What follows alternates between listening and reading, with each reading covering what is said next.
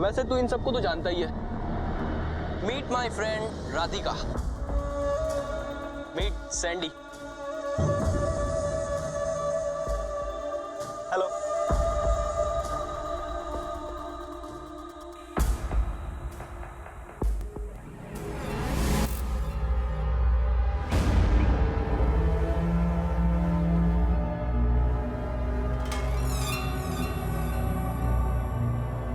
Sandy! आ गया साला।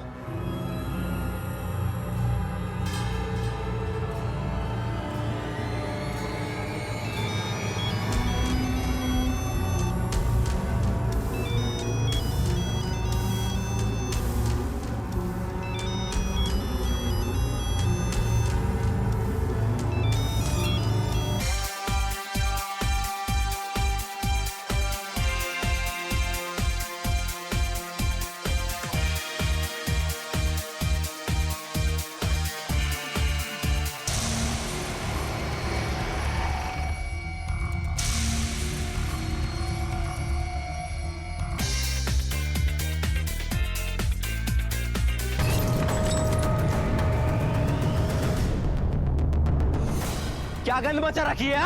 नाश मिटाने में लगे हमारी संस्कृति का, और साथ में मेरे भाई के भविष्य का भी। कहाँ है संकेत? कहाँ है संकेत? कहाँ है संकेत? कहाँ है सैंडी? सैंडी कहाँ है? मुझे नहीं पता, मुझे नहीं। बहुत सैंडी कहाँ है? सैंडी! नमस्कार, आदाब। क्राइम पेट्रोल डायल 100 में आप सबका स्वागत है। हमने कई बार ऐसी घटनाएं अखबार में पढ़ी हैं, टीवी पर या आम जिंदगी में देखी हैं, या फिर लोगों से सुनी हैं कि कुछ लोगों ने किसी पार्टी में जाकर तोड़फोड़ की और उसे बंद करवा दिया। ऐसी घटनाओं की प्रतिक्रिया भी अलग अलग होती है। कोई इसे व्यक्तिगत आजादी का हनन कहेगा, कोई इसे संस्कृति के लिए उठाया गया सही कदम, तो कोई कुछ और। लेकिन आज के इस मामले में घटी घटना के बाद अजीबोगरीब ऐसी घटनाओं का सिलसिला शुरू हो गया जिसने एक के बाद एक ऐसे कई सवाल इंदौर पुलिस के सामने खड़े कर दिए जिनका जवाब तलाशना उनके लिए चुनौती बन गया। लेकिन क्या हुआ था इस घटना के बाद? क्यों ये केस चुनौती बन गया था? आइए देखते हैं आज का एक केस।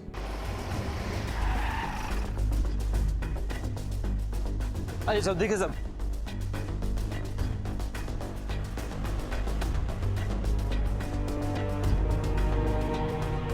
जिसने तोड़फोड़ की जानते हो उसे? जिसने तोड़फोड़ की मैं उनको नहीं जानता हूँ साहब। ये पार्टी किसने ऑर्गेनाइज की थी? चौली करके एक लड़का था और उसके दोस्त लोग। उनके नाम और एड्रेस है ना साहब? कहाँ गया होगा ये?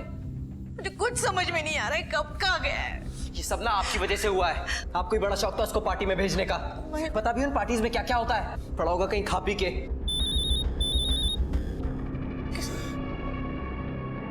हेलो, सैंडी ने इसका बड़ा भाई महेंद्र बोल रहा हूँ।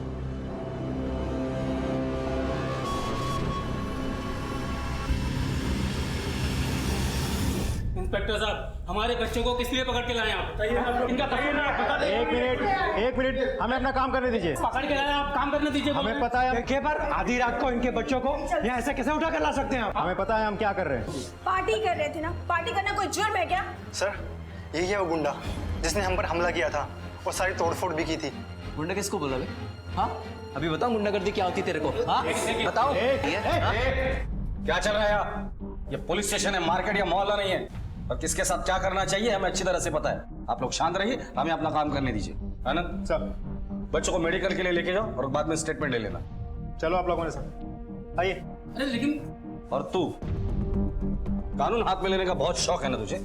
मैं अपनी आंखों से देश की संस्कृति और अपने भाई के भविष्य के साथ खिलवाड़ होते नहीं देख सकता। और अगर इसके लिए मुझे 1000 बार भी कानून अपने हाथ में लेना पड़े ना, तो पीछे नहीं हटूंगा। इस देश की यही ट्रेजेडी है, जिन्हें संस्कृति शब्द लिखने भी नहीं आता वो संस्कृति रक्षक बनकर फिरते रहते हैं। तुमने जो हरकत की है ना उसका हिसाब तो हम करेंगे, लेकिन इसके बाद अगर तुम्हारे आवाज और अंदाज ने तमीज और कानून की सीमा लागने की कोशिश की तो तुम्हारी रक्षा करने कोई नहीं आएगा, याद रखना।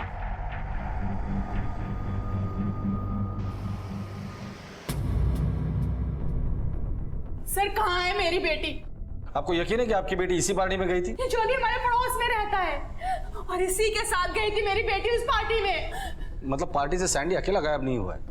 क्या राधिका और सैंडी एक साथ थे पार्टी में? नहीं सर, पार्टी में हमने उन्हें एक साथ नहीं देखा। हाँ, सैंडी ने राधिका से बात करने की कोशिश की थी, बट उसे वो पसंद नहीं आया। उसने तो उससे हाय तक भी नहीं बोला। हेलो, तो राधिका कहाँ गई? I don't know sir. इनके आने के बाद वहाँ पे इतना क्योस मच गया था कि कौन कहाँ है कुछ पता ही नहीं चला। कोई आइडिया सैंडी अपने घर के अलावा कहाँ जा सकता है? सर सैंडी जब भी किसी परेशानी में होता था सिर्फ एक ही पर्सन के पास जाता था, हमारी निधि मैम। आप जानती है ये सैंडी कहाँ होगा इस वक्त? नहीं सर, मुझे तो इस बारे में कुछ भी नहीं पता। आप किसी राधिका को जानती है? मैं नहीं जानती सर। कल पार्टी में सैंडी और राधिका की मुलाकात हुई थी। पार्टी के बाद से सैंडी और राधिका दोनों गायब। हो सकता है ये नई लड़की राधिका शायद उसके साथ कहीं चला गया हो। ठीक है साहब, हमारा नाम राजेश है और ये जो औरत है ना, ये हमारी बीवी है। इसका वश चले ना पूरे मोहल्ले को आशिक बना डाले अपना। और वो नाम क्या था उस लौंडे का? सैंडी। सैंडी के साथ इसका अफेयर चल रहा था, इसलिए तो उसकी माँ ने, शेफाली मैडम ने, अपने स्कूल से धक्के मार के निकाला था इसको। ठीक है।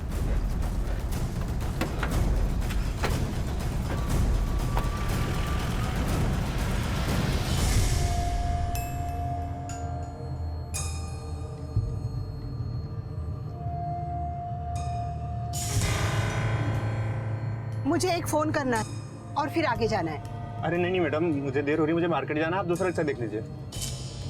ठीक है, ये लीजिए।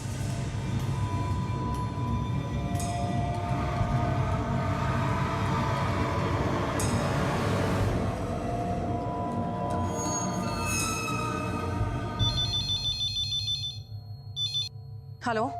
हेलो, आप शेफाली मैडम बोल रही है? हाँ जी बोल रही हूँ। आपका बेटा हमारे पास है, हमने उसे किडनैप कर लिया है। क्या? तुम कौन बोल रहे हो? हेलो हेलो हेलो, मेरा सैंडी कैसा है? वो बिल्कुल ठीक है। आप हमें 15 लाख रुपए दीजिए, हम आपका बेटा आपको वापस लौटा देंगे। और एक बात याद रखिएगा, पुलिस को खबर करने की गलती मत करना, वरना हम सैंडी को मार डालेंगे।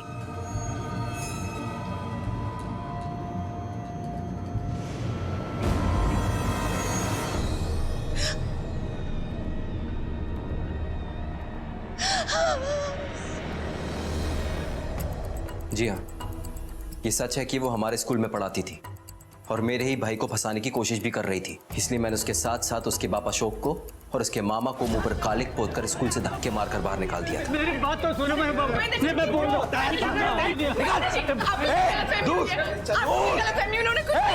हूँ। मैं मानता हूँ कि मैं सैंडी को ढूंढने उस पार्टी में गया था, लेकिन वो मुझे वहां नहीं मिला। फिर मैं कैसे बता सकता हूँ कि वो कहाँ चला गया? ये सच बोल रहे हैं? जी सर, ये उस रात पार्टी में आए थे, तब तक सैंडी वहाँ पर था सर हमने देखा भी था उसे। पर सर ये उससे मिले या नहीं मिले ये हम नहीं जानते सर। उस दिन के बाद से तो मर गई निधि मेरे लिए। वो दिन है और आज का दिन है, शक्ल नहीं देखी मैंने अपने बेटी की। मंदार का भाई सैंडी गायब है, क्या लगता है आपको? कहाँ होगा वो? इस बात के लिए तो आपको निधि से पूछना होगा, या उसका भाई मंदार। एक छोटी सी बात के लिए मुझे इतनी बड़ी सजा दी, वो क्या अपने भाई को माफ करेगा? महेंद्र, क्या हुआ माँ? सैंडी को किसी ने किडनैप कर लिया है। क्या? किसने कहा आपको? एक लेडी का फोन आया था।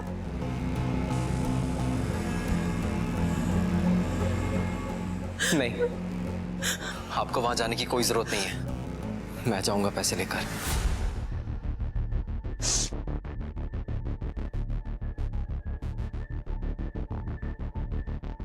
महेंद्र,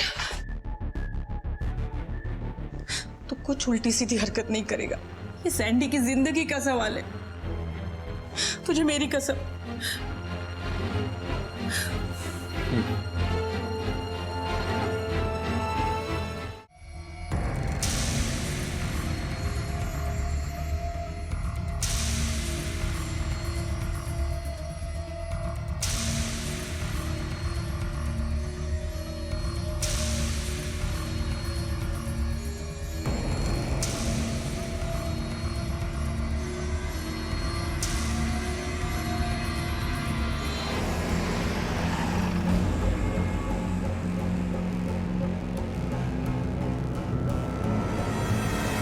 संदीप यानी कि सैंडी का बड़ा भाई महेंद्र एक ऐसा नवयुवक था जिसकी सोच का दायरा सिर्फ उसके एम के इर्द गिर्द घूमता था।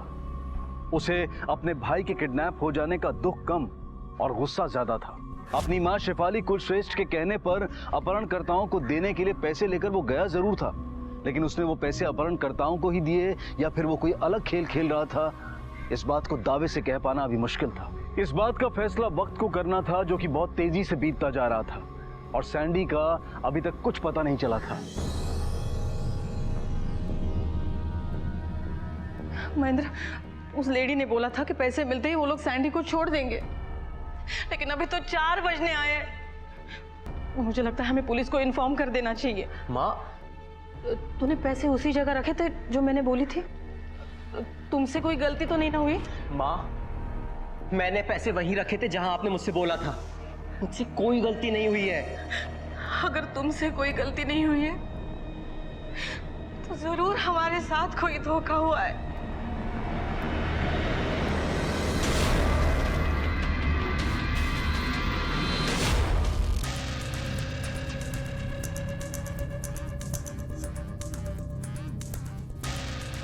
क्या आप लोगों ने रैंसम की अमाउंट दे भी दी और ये बात पुलिस को इन्फॉर्म करना आप लोगों ने जरूरी नहीं समझा? मैं डर गई थी। उन्होंने धमकी दी थी कि अगर ये बात हमने आपको बोल दी तो वो मेरे सैंडी को। ठीक है, जिस नंबर से आपको कॉल आया था वो नंबर हमें दीजिए। सर वो एक्चुअली कॉल घर के लैंडलाइन पे आया था। ऐसा कैसे हो सकता है सर? इनका बेटा और मेरी बेटी दोनों एक साथ गायब हुए थे। इनके पास रैंसम कॉल आया, मेरे पास कोई भी कॉल नहीं आया। सर कहीं राधिका को कुछ, सर प्लीज आप कुछ कीजिए, हमारी इकलौती बेटी है। देखिए, हम लोग सैंडी और राधिका दोनों को ढूंढने की पूरी कोशिश कर रहे हैं। सर एक इम्पोर्टेंट कॉल आया है, हमें अभी निकलना होगा। चलो।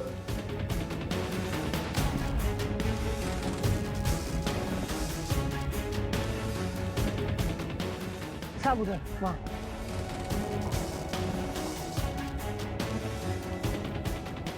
ये यहाँ कचरा बिनते में मिली थी साहब मुझे।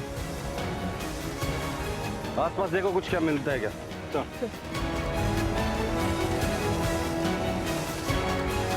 ये देखिए सर। आनंद, ये पार्टी का वेन्यू और ये जगह कितना डिस्टेंस होगा? यही करीब 500 मीटर।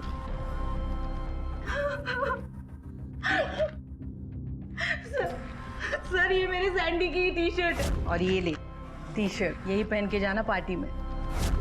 सैंडी, हाँ बैठ जाओ। महेंद्र तूने ठीक नहीं किया। तेरी वजह से मेरी सैंडी को कुछ हुआ ना तो मैं तुझे कभी माफ नहीं करूंगी। आनंद, टी शर्ट को फॉरेंसिक के लिए भेज दो।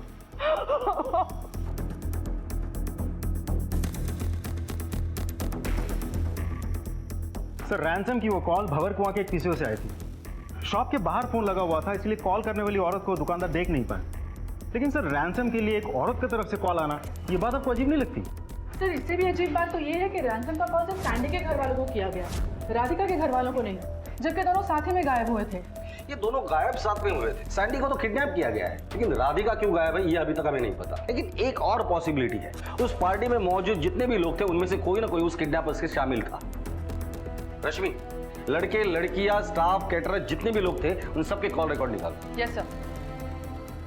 लेकिन सर वो रैंसम मनी जिसकी पेमेंट शेफाली जी ने की थी, मुझे नहीं लगता कि पैसा किडनैपर्स को मिला है, क्योंकि अगर पैसा किडनैपर को मिला होता तो सैंडी अब तक घर आया होगा। ये पैसा रास्ते में ही गायब हुआ है।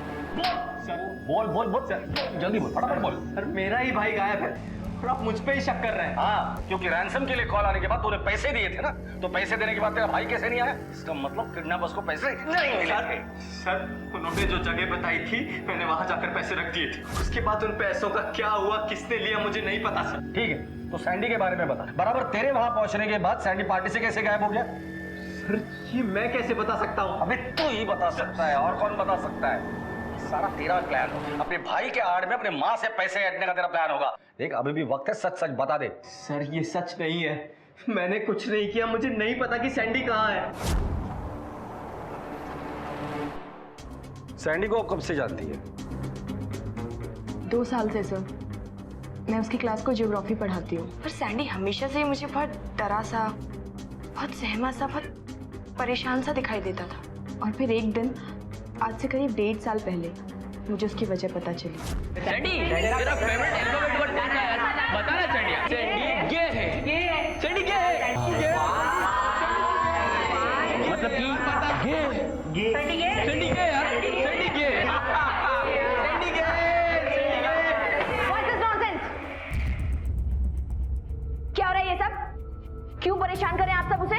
मैम हम इसे परेशान नहीं कर रहे, बस थोड़ी मस्ती कर रहे थे। मस्ती? इसे मस्ती कहते हैं? अभी के अभी get out of the class. Come on, take your bag, get out. Sandy, are you okay? मुझे कोई नहीं समझता मैम, ना घर पर और ना यहाँ पर। घर पर मेरा भाई मुझे कमजोर कमजोर बुलाता है और यहाँ पर ये सब लोग मुझे गे बुलाते हैं। लेकिन ना तो मैं गे हूं ना मैं कमजोर हूं, लेकिन कोई मेरी बात नहीं मानता। नहीं सैंडी, शांत हो जाओ। मैं कमजोर नहीं हूं। और मेरे बेटे के साथ रिश्ता बनाकर तूने ये साबित कर दिया कि वो गे नहीं है। मैंने कुछ भी जानबूझकर नहीं किया था मैम। मेरे और आपके बेटे की जिंदगी में प्यार की कमी थी जो हम दोनों को करीब लेकर आई। शर्मिंदा तो आपको और आपके बेटे महेंद्र को होना चाहिए, जो सैंडी को कभी समझ ही नहीं पाए। एक मिनट। इस घटना की जानकारी आपको स्कूल मैनेजमेंट को देनी चाहिए। सर मैंने इन्हें इन्फॉर्म किया था। और सर मैंने एक्शन भी ली थी। मैंने चारों बच्चों को वार्न किया था और उनके पेरेंट्स से एपोलॉजी लेटर साइन भी करवा लिया था। आइंदा ऐसी गलती हुई तो तुम चारों को स्कूल से रस्टिकेट कर दिया जाएगा। So better be careful. You may go now. ठीक है, आप लोग जा सकते हैं। Thank you sir.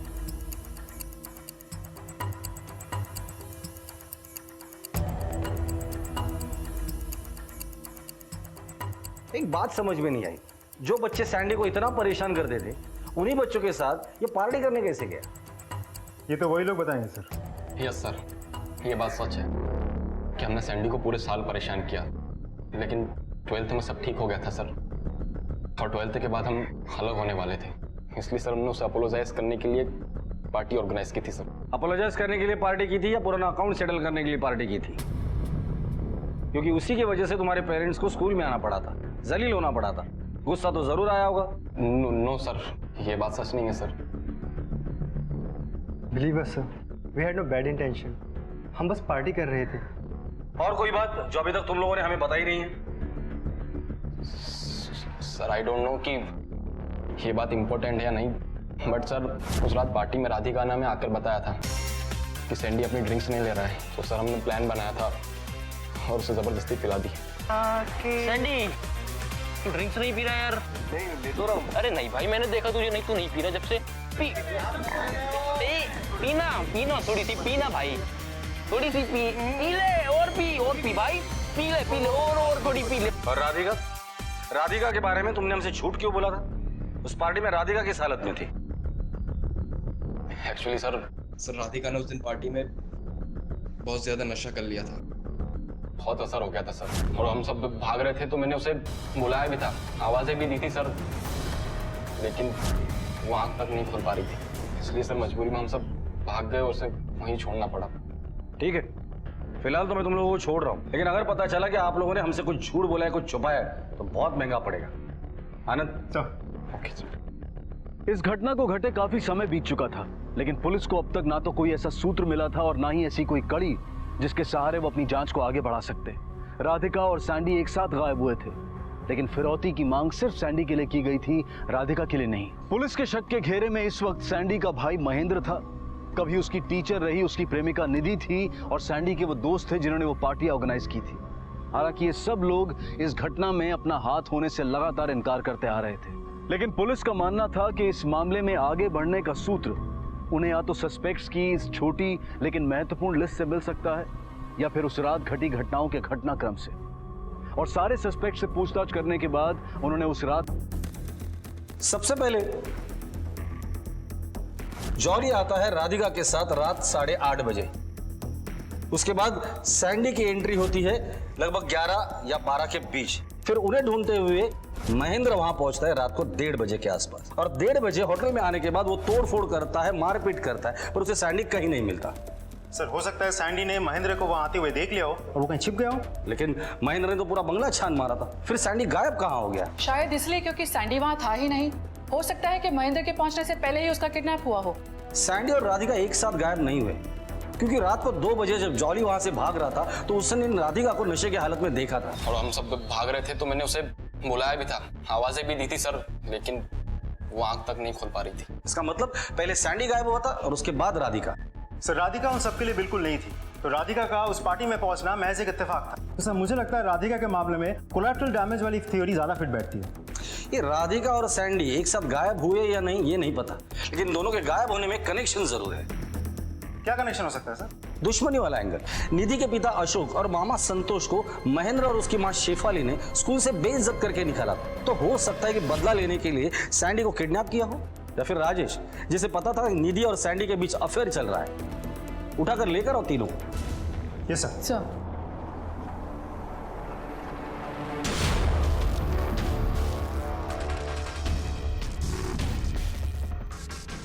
हमें शक है कि महेंद्र और शेफाली ने जो तुम्हारी बेइज्जती की थी उसका बदला लेने के लिए तुमने सैंडी को किडनैप किया है। अब शराफत से बता दो कि सैंडी कहाँ है और उसके साथ क्या क्या किया तुम लोगों ने। मुझे लगता है ऐसे मुंह नहीं खोलोगे तुम लोग। साहब मत मारो साहब, मत मारो, मत बोलता हूँ साहब। मेरी बीवी ही वैश्या है तो मैं कितनों को मारूंगा, कितनों को उठाऊंगा। आज सैंडी है, कल कोई और होगा, कितनों को मारूंगा साहब। और क्या मिल जाएगा मुझे? वो वैश्या है साहब। अगर मुझे बदला ही लेना होता तो मैं अपनी बीवी को मारता। हम सच बोल रहे हैं साहब। हमें गुस्सा जरूर आया था और ये भी सोचा था हमने कि जिंदगी में मौका मिलने पर हम जरूर बदला लेंगे माँ बेटे से, लेकिन हमने ऐसा नहीं किया साहब। तू अपने बीवी के बारे में जो कुछ भी कह रहा है ना, अगर वो वाकई सच है तो अब तक तलाक क्यों नहीं ले लिया? क्यों रह रहा है उसके साथ? साहब आप सब जानते हैं हमारा कानून सिर्फ औरतों के लिए है, मर्दों की कोई सुनवाई नहीं है। और अगर तलाक भी ले लो तो भत्ता दो। मेरे पास पैसे भी नहीं उतने, बस इसीलिए इतने दिन से जेल रहा हूं उसको साहब। तो इसीलिए तूने सैंडी को किडनैप किया ताकि उसके फिरौती के पैसे से तुझे अपनी बीवी से छुटकारा मिले। नहीं साहब नहीं, यकीन मानो मैंने कुछ नहीं किया साहब, कुछ नहीं किया। अरे मैं मुंह से बड़बड़ कर सकता हूँ साहब, मेरी इतनी औकात नहीं है कि मैं कोई कांड करूँ और पचा लूँ। कुछ नहीं किया साहब मैंने।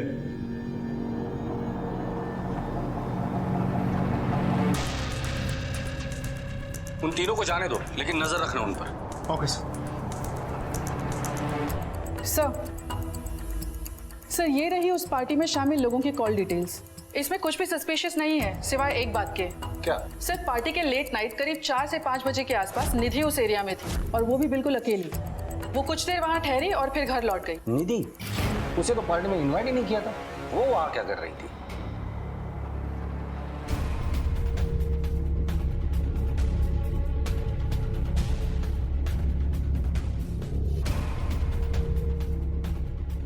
उसके भाई महेंद्र और शेफाली जी की सख्ती की वजह से हमारा मिलना बहुत कम हो गया था। उस रात सैंडी भी पार्टी के सिलसिले में बाहर था और मेरे पति भी एक शादी की केटरिंग के काम से रात भर नहीं आने वाले थे। तो फिर सैंडी ने मुझसे कहा कि वो मुझसे मिलने यहाँ पर आएगा, लेकिन रात पूरी बीत जाने के बाद भी सैंडी नहीं आया। मैंने कई बार उसे कॉल भी किया लेकिन उसका फोन नहीं लग रहा था। मुझे बहुत ज्यादा फिक्र हो रही थी, इसलिए मैं वहां उसे ढूंढने चली गई। सर दुनिया चाहे कुछ भी बोले, मैं सैंडी से सच में बहुत प्यार करती हूँ। फिक्र है मुझे उसकी, क्योंकि अगर वो नहीं होता तो शायद आज मैं इस दुनिया में नहीं होती। मतलब? अपनी जिंदगी से परेशान होकर मर जाना चाहती थी मैं, जब सैंडी ने मुझे बचाया। पत्नी तू मेरी, पति की जरूरत पूरा करना फर्ज है तेरा, समझी? छोड़ो मुझे, सिर्फ बिस्तर पे याद आता है ना कि तुम पति हो मेरे। हाँ, ये फर्क होता है एक मर्द और औरत के प्यार में। सोनाली,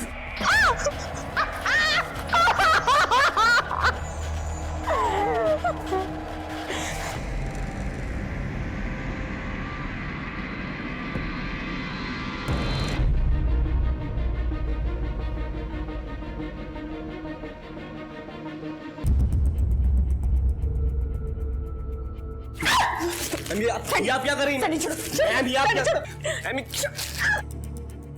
नहीं सैंडी, बहुत बर्दाश्त नहीं होता मुझसे। मेरे पास कोई वजह ही नहीं बची है जीने की।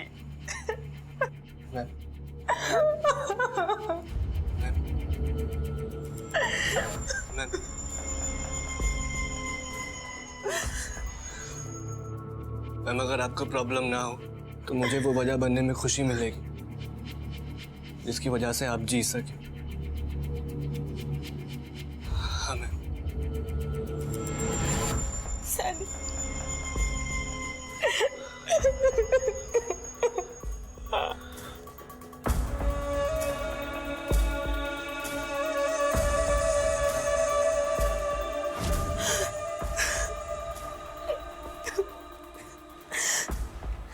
जिसने मुझे जिंदगी दी, फिर से जीने की उम्मीद बंधाई, उसका ख्याल रखना भी तो फर्ज है ना मेरा।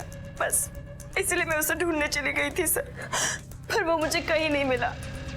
यकीन कीजिए, इससे ज्यादा मैं कुछ भी नहीं जानती।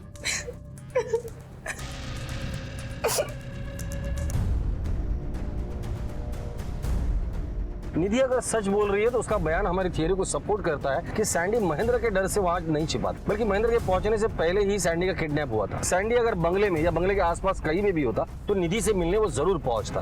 तो सैंडी का खून भरा टी शर्ट हमें मिला है। अब ये टी शर्ट सैंडी और राधिका की कहानी में कहाँ फिट बैठता है ये पता करना है।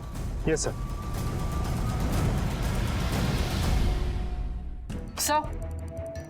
सर, भंवर कुआं के वो पीसीओ के आसपास के शॉप की सीसीटीवी फुटेज मैंने चेक की है, पर उस कॉल करने वाली औरत का कुछ पता नहीं चला है सर। एक जवान लड़के को किडनैप करना फिर रैंसम के लिए कॉल करना एक अकेली औरत का काम नहीं हो सकता। जरूर कोई ना कोई मर्द भी इन्वॉल्व है, लेकिन कॉल रिकॉर्ड के हिसाब से इस केस से जुड़े जितने भी सस्पेक्ट है वो अपने अपनी लोकेशन पे मौजूद थे, इंक्लूडिंग निधि। तो फिर ये औरत और मर्द कौन हो सकता है?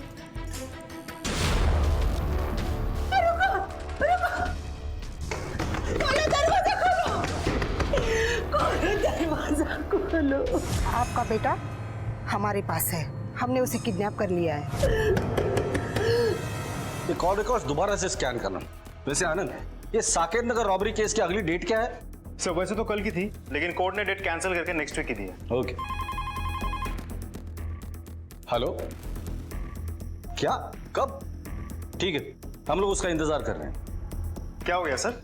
सांगवेर पुलिस स्टेशन से फोन था, राधिका मिल गई है काफी खराब हालत में। वो लोग उसका मेडिकल करवाकर यहाँ लेकर आ रहे हैं। तुम उसकी माँ को इन्फॉर्म करो। Yes sir. सर मुझे कुछ याद नहीं है। आवाज सुनाई दी बहुत चीखने चिल्लाने की, तभी वहां मुझे सैंडी दिखा, उसे कोई खींच रहा था। कितने बजे थे, कुछ याद है तुम्हें? मुझे कुछ याद नहीं है सर। अच्छा, जो सैंडी को घसीट रहा था वो मर्द था या औरत? मुझे किसी ने बहुत जोर से सर पे मारा था। फिर जब मुझे होश आया तो मैं कमरे में बंद थी। सैंडी कहाँ है, कुछ पता है? 2 दिन था वो मेरे साथ, फिर पता नहीं कहाँ चला गया। जिस जगह या कमरे में तुम्हें रखा गया था उसके लोकेशन के बारे में कुछ बता सकती हो? मैं जब वहाँ से भागी तो रेलवे ब्रिज आया था। वहाँ से 1 घंटा चलने के बाद मुझे पुलिस स्टेशन मिला। इस केस में ये पहली बड़ी सफलता थी जो जांच दल के हाथ लगी थी। राधिका का यूं खुद ब खुद सही सलामत वापस लौट आना खुशी की बात थी, लेकिन उसके लौट आने से इस मामले की जांच पर कोई असर नहीं पड़ा था, क्योंकि उसके पास पुलिस के किसी भी सवाल का कोई जवाब नहीं था। इस केस में इंदौर पुलिस के सामने अब भी अंधेरा ही था, जहां से बाहर निकलने का रास्ता उन्हें खुद ढूंढना था। क्या इंदौर पुलिस इस अंधेरे में रोशनी का कोई सुराग खोज पाई? क्या उन्हें पता चला कि सैंडी और राधिका के इस तरह अचानक गायब हो जाने के पीछे किसका हाथ था? और क्या राधिका का इस तरह से वापस लौट आना कोई सामान्य सी बात थी या फिर एक सोचा समझा षड्यंत्र? राधिका जिस हालत में मिली थी उस हालत में कोई भी इंसान 1 घंटे में कितना किलोमीटर चल सकता है? शायद 5 किलोमीटर। अगर राधिका 5 किलोमीटर दूर चलकर या सांगवेर पुलिस स्टेशन पहुंचती है, यहाँ से 10 किलोमीटर नॉर्थ ईस्ट, ये एक सुनसान जगह है और यहाँ एक रेलवे ब्रिज भी है जैसे राधिका ने बताया था। मेरे हिसाब से राधिका यहाँ थी।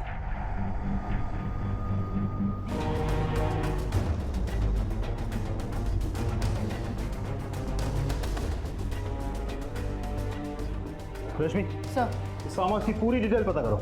Yes sir.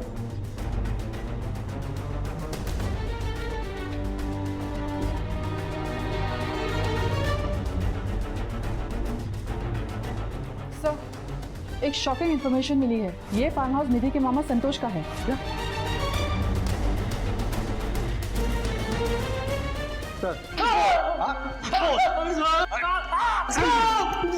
राधिका तेरे फार्म हाउस में क्या कर रही थी? बोल।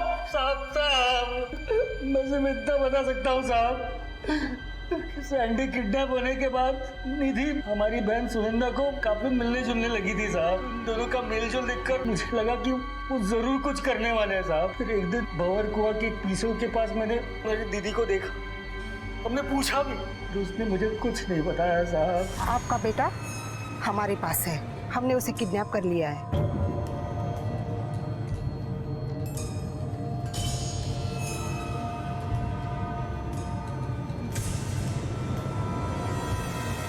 मैं सारी बातें जीजा जी को बता दी साहब, और फिर हम दोनों ने मिलकर दीदी को कमरे में बंद कर दिया साहब। बस उसके आगे मुझे कुछ नहीं मालूम साहब।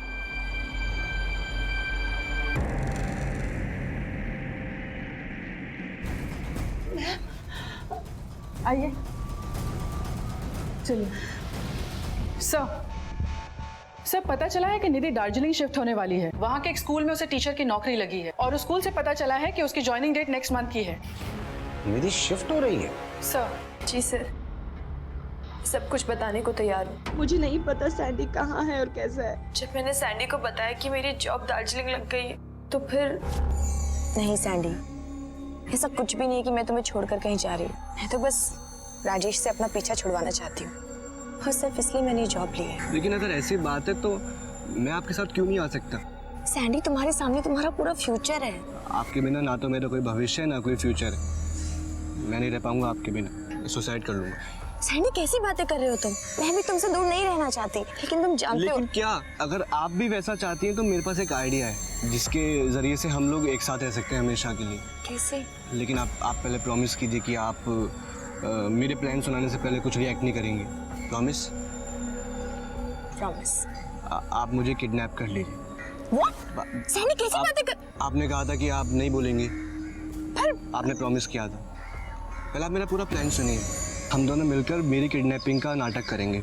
उसके बाद आप मेरी मॉम से रैंसम की डिमांड कीजिएगा, जो कि मॉम इजीली आपको दे देंगे। आप वो पैसे लेकर दार्जिलिंग चले जाइएगा और मैं यहाँ पर कुछ दिन घर पर रहूँगा और कुछ दिन बाद बिना किसी को बताए मैं आपके पास आ जाऊँगा।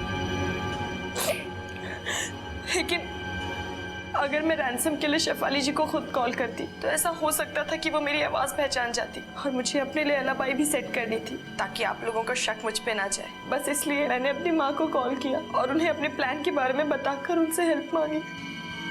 अपनी बेटी की खुशी के खातिर मैंने इसे मदद करने के लिए हाँ कह दी। तो समझदार है, एक उम्र जी चुकी है। आपको पता होना चाहिए था कि निधि और सैंडी जो कुछ भी कर रहे थे वो गलत था। आप दोनों के अलावा ये प्लान सैंडी को पता था। फिर सैंडी और राधिका संतोष के फार्म हाउस पे कैसे पहुंच गए? सर, माँ ने मामा के फार्म हाउस की चाबी मुझे दी थी और हमारा यही प्लान था कि सैंडी को हम वहीं छुपा कर रखेंगे। लेकिन जब उस रात सैंडी मुझे नहीं मिला तो मैं तो हमारे फार्म हाउस पे गई ही नहीं। तो फिर वो चाबी किडनैपर के पास कैसे गई? आपने चाबी कहाँ रखी थी? कर रहा था या कुछ और पका रहा था? सर जी सर, मेरे घर में ही शादी था। मैंने ही दिया था कैटरिंग का ऑर्डर राजेश दुबे को, पर वो आया नहीं। क्योंकि सुदामा नगर की उस शादी में तूने कैटरिंग का कॉन्ट्रैक्ट जरूर लिया था, लेकिन तेरा स्टाफ वहां गया था, तू नहीं गया था। तो तू कहाँ था बता? अरे साहब, मैंने सोचा भी नहीं था कि वहां तक पहुंच पाएंगे आप लोग। मतलब ये सब तेरा किया कराया था? क्यों किया ये सब? अरे बोल। ज्यादा कुछ मांगा नहीं था मैंने अपनी बीवी से। 4 रोटियां और थोड़ा टाइम बिस्तर पे। इतना भी देने को तैयार नहीं थी वो मेरे को। दिल का रिश्ता, कभी क्या प्यार इश्क मोहब्बत, दिन भर लेक्चर। टीचर थी ना, टीचर। बच्चा समझती थी मुझको। ऊपर से कोड़ में खाज बन के आ गए सैंडी। इनको भी मैं ये लूं, यहाँ मैं बूंद बूंद को तरस रहा हूँ और मेरी ही बीवी का जवानी का सागर ये भाई साहब आराम से पी रहे हैं। पीछा किया, फोन चेक किया, सब कुछ किया, तब जाके पता चला कि हमको छोड़ के मैडम दार्जिलिंग जा रही। तभी मुझे सैंडी के संग जो झूठी प्लानिंग थी किडनैपिंग की वो भी मालूम चली। बस मेरे को मौका मिला सैंडी से हिसाब किताब बराबर करने का। मैं पार्टी में गया, चुपचाप छुप के बैठ गया। मैं जानता था सैंडी कुछ करे चाहे ना करे, निधि से मिलने जरूर जाएगा और उसी समय मैं उसको दबोचता और खूब मारता साले को। लेकिन तब तक वहां पे महेंद्र आ गया। कहाँ है सैंडी? सैंडी कहाँ? मुझे नहीं पता, मुझे नहीं पता। सैंडी कहाँ? पिया हुआ था कि क्या था पता नहीं, तोड़ फोड़ करने लगा। मैंने सोचा कि मेरे प्लान की तो ऐसी की तैसी हो गई, लेकिन नहीं, उसने तो मेरा काम और हल्का कर दिया। अब तो और किसी को मुझ पर शक नहीं होता। कुछ देर महेंद्र निकल गया, लेकिन सैंडी साथ नहीं था। मैं बंगले के अंदर घुसा, देखा साला कोपचे में छुप के बैठा है। एक भी खरोंच नहीं थी चिकने पे, मैंने दे दी। बहुत मारा, दिमाग खराब हो गया था मेरा। सैंडी को मार डाला? हाँ सर, अब क्या करता उसको जिंदा रख के? सब कुछ तो वैसा ही चल रहा था जैसा मैंने सोचा था। तो फिर राधिका को जाने क्यों दिया? राधिका को सर जाने इसलिए दिया कि वही तो आपको फार्म हाउस तक ले जाती ना, जिससे निधि और निधि का मामा फंसता।